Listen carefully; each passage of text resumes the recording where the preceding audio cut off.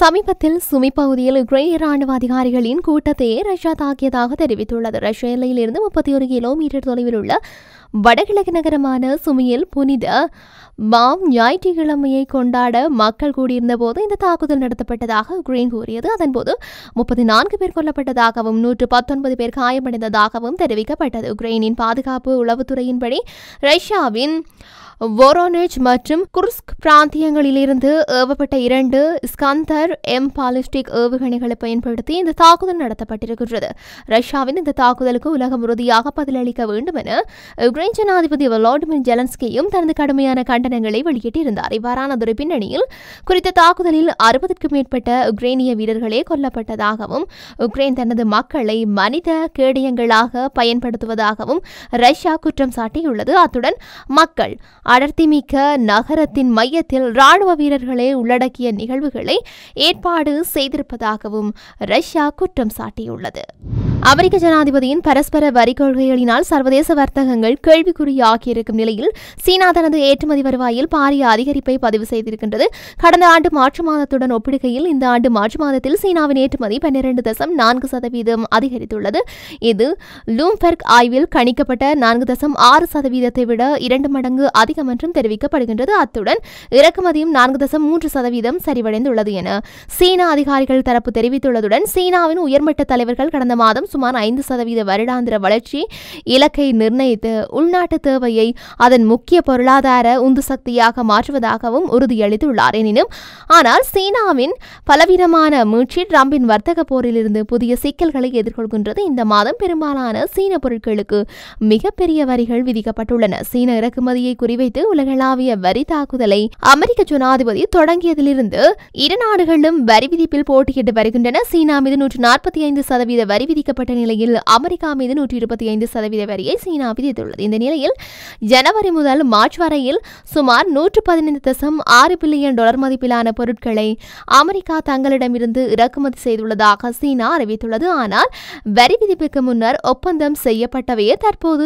ஏற்றுமதி செய்யப்பட்டுள்ளதாகவும் வரும் மாதங்களில் ஏற்றுமதி சரிவடையும் வாய்ப்புள்ளதாக தெரிய வந்துள்ளமையும் குறிப்பிடத்தக்கது. அமெரிக்க ஜனாதிபதி டொனால்ட் ட்ரம்ப் உக்ரைன் மீது நடந்த ரஷ்யாவின் போருக்கு உக்ரைன் ஜனாதிபதி வோலோடிமிர் ஜெலன்ஸ்கி தான் காரணம் என்று மீண்டும் தெரிவித்துள்ளார். அதோடு தனது சக்தியை விடவும் 20 மடங்கு சக்தி வாய்ந்த ஒருவரிடம் போரை தொடங்குவது மூடத்தனம் என்றும் அவர் ஜெலன்ஸ்கியை விமர்சித்துள்ளார். மில்லியன் கணக்கான மக்கள் உயிரிழந்துள்ள இந்த போருக்கான காரணமாக அவர் 3 பேரை குறிப்பிட்டுள்ளார். அதில் முதலாவதாக புடினையும், இரண்டாவதாக அமெரிக்காவின் முன்னாள் ஜனாதிபதி ஜோ பைடனையும், மூன்றாவதாக ஜெலன்ஸ்கியையும் ட்ரம்ப் தெரிவித்துள்ளார். இந்த நிலையில் குறித்த போரை நிறுத்துவதற்காகத்தான் முயற்சி செய்து வருவதாகவும் விரைவில் அது தொடர்பான நல்ல யோசனை வரலாம் என்றும் அவர் குறிப்பிட்டுள்ளார். கனடாவில் தேர்தல் நெருங்கி வரும் நிலையில் வாக்காளர்களை ஏமாற்றக்கூடிய குறும் செய்திகள் குறித்து மக்கள் விழிப்புணர்வுடன் இருக்க வேண்டும் என அறிவுறுத்தல் ஒன்று விடுக்கப்பட்டுள்ளதாக அந்த நாட்டு ஊடகங்கள் செய்தி வெளியிட்டுள்ளன. கேல்கரியை சேர்ந்த ஸ்டேசி ஸ்கானெக் என்பவர் அவரது தொலைபேசியில் குறிப்பிட்டதொரு பெயரில் வந்த வாக்குச்சோதனை குறுஞ்செய்திக்கு பதிலளித்த போது சந்தேகம் எழுந்திருக்கின்றது. இது தொடர்பில் அவர் தெரிவித்ததாவது: முதலில் வாக்குப்போக்கை கேட்டார், பின்னர் பின்கோடு கேட்டார். உண்மையில் என் பெயர் தேவையில்லை என்பதே எனக்கு சந்தேகத்தை உருவாக்கியது என்று ஸ்டேசி கூறியுள்ளார். இந்த நிலையில் இதே போன்ற முறைப்பாடுகள் கனடா முழுவதும் அதிகரிக்க தொடங்கியுள்ளதாக எச்சரிக்கை விடுக்கப்பட்டுள்ளது. அத்துடன் பலர் இந்த குறுஞ்செய்திகளில் தங்களது தனிப்பட்ட தகவல்களை பகிர்ந்துவிட்டதற்கு பிறகு அச்சத்தில் இருப்பதாக தெரிவிக்கப்படுகின்றது. முக்கியமாக மூத்த குடிமக்கள் இதுபோல பதிலளித்துவிட்டு பின்னர் தங்களின் பாதுகாப்பு தொடர்பாக கவலைப்படுவதாக சுட்டிக்காட்டப்பட்டுள்ளது. தீவிரமான கைதிகள் பரிமாற்றத்திற்கு ஈடாக அனைத்து இஸ்ரேலிய பணைய கைதிகளையும் விடுவிக்க ஹமாஸ் தயாராக இருப்பதாக ஹமாஸ் மூத்த அதிகாரி ஒருவர் தெரிவித்துள்ளார். காசாவில் போரை முடிவுக்கு கொண்டுவர இஸ்ரேல் உத்தரவாதம் அளிக்கவும் ஹமாஸ் படைகள் கோரியுள்ளது. மேலும் எகிப்து மற்றும் கத்தாரின் மத்தியஸ்தர்களுடன் கெய்ரோவில் ஹமாஸ் அதிகாரிகள் பேச்சுவார்த்தைகளில் ஈடுபட்டு வருகின்றார்கள். சின்னாபின்னமாகியுள்ள காசாவில் போர் நிறுத்தத்தை ஏற்படுத்த அமெரிக்காவுடன் இணைந்து இந்த 2 நாடுகளும் செயல்பட்டு வருகின்றது. இந்த நிலையில் மூத்த ஹமாஸ் அதிகாரி தெரிவிக்கையில், தீவிரமான கைதிகள் பரிமாற்ற ஒப்பந்தம் போரை முடிவுக்கு கொண்டு வருதல், காசா பகுதியில் இருந்து இஸ்ரேலிய படைகள் திரும்பப் பெறும் மற்றும் மனிதாபிமான உதவிகளை வழங்குதல் ஆகியவற்றிற்கு ஈடாக அனைத்து இஸ்ரேலிய பணைய கைதிகளையும் விடுவிக்க நாங்கள் தயாராக உள்ளோம் என தெரிவித்துள்ளார். ஆனால் போர் நிறுத்தம் ஏற்படுவதை தடுக்கும் நோக்கில் இஸ்ரேல் தொடர்ந்து தடைகளை ஏற்படுத்தி வருவதாகவும் அவர் குற்றம் சாட்டியுள்ளார். மேலும் பிரச்சினை கைதிகளின் எண்ணிக்கையல்ல, மாறாக இஸ்ரேல் அதன் உறுதிமொழிகளை மீறுகின்றது, போர் நிறுத்த ஒப்பந்தத்தை செயல்படுத்துவதை தடுக்கின்றது மற்றும் போரை தொடர்கின்றது என்பதே பிரச்சனை என்று நுனு கூறியுள்ளார். இதனிடையே இஸ்ரேல் தரப்பு ஹமாஸ் படைகளுக்கு முன்மொழிதல் ஒன்றை வெளியிட்டுள்ளது. இந்த ஒப்பந்தத்தின் கீழ் இஸ்ரேல் 2ஆம் கட்ட போர் நிறுத்த பேச்சுவார்த்தைகளில் ஈடுபடும் என்ற அமெரிக்காவின் உத்தரவாதத்திற்கு ஈடாக ஹமாஸ் படைகள் 10 உயிருடன் இருக்கும் பணைய கைதிகளை விடுவிக்க வேண்டும். மேலும் ஹமாஸ் படைகள் ஆயுதம் ஏந்தியது பேச்சுவார்த்தைக்காக அல்ல என்றும் நுனு தெரிவித்துள்ளார்.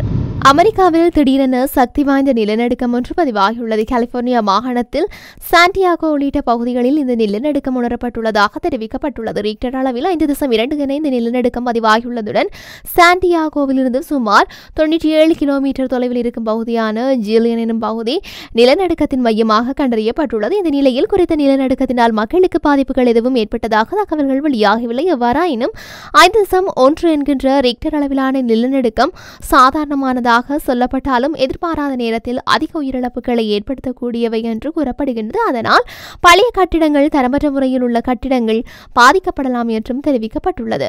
சீனாவில் புயல் காரணமாக 50 கிலோவுக்கு கீழான எடை கொண்டோர் வெளியே வர வேண்டாம் என்று அறிவிக்கப்பட்டுள்ளது. சீனா தலைநகர் பீஜிங் மற்றும் வடக்கு பிராந்தியத்தை கடுமையான புயல் தாக்கியது. மங்கோலியாவிலிருந்து சீனா நோக்கி நகர்ந்த அந்த புயலால் மணிக்கு 150 கிலோமீட்டர் வேகத்தில் காற்று வீசியதாக அந்த நாட்டு ஊடகங்கள் செய்தி வெளியிட்டுள்ளன.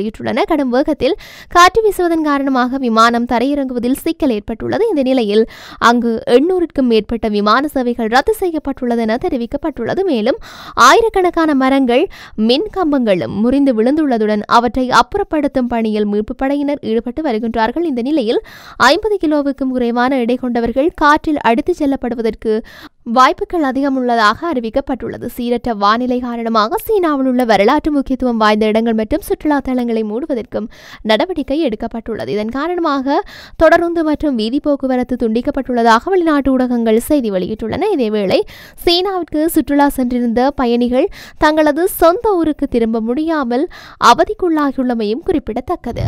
அமெரிக்காவில் பிரபல பாடகி உட்பட 6 பேர் கொண்ட பெண்கள் குழு ஒன்று விண்வெளிக்கு பயணம் மேற்கொள்ள உள்ளதாக சர்வதேச ஊடகங்கள் செய்தி வெளியிட்டுள்ளன. இந்த குழுவில் பிரபல அமெரிக்க பாப் பாடகி கேட்டி பெர்ரி, முன்னாள் நாசா விஞ்ஞானி ஆயிஷா பாவே, செய்தி தொகுப்பாளர் கேலா கிங், இயக்குனர் கெரியன் பிளின், விண்வெளி ஆராய்ச்சியாளர் அமாண்டா குயன் மற்றும் அமேசான் நிறுவனர் ஜெப் பெசாஸின் வருங்கால மனைவியும் செய்தி தொகுப்பாளருமான லாரன் சான்செஸ் ஆகியோர் இந்த குழுவில் இடம்பெற்றுள்ளனர். விண்வெளி சுற்றுலாவிற்காக தொடங்கப்பட்ட தொழிலதிபர் ஜெப் பெசாஸின் ப்ளூ ஆரிஜின் நிறுவனத்திற்கு சொந்தமான நியூ ஷெப்பார்டு விண்கலம் மூலம் இந்த குழுவினர் விண்வெளிக்கு செல்ல உள்ளனர்.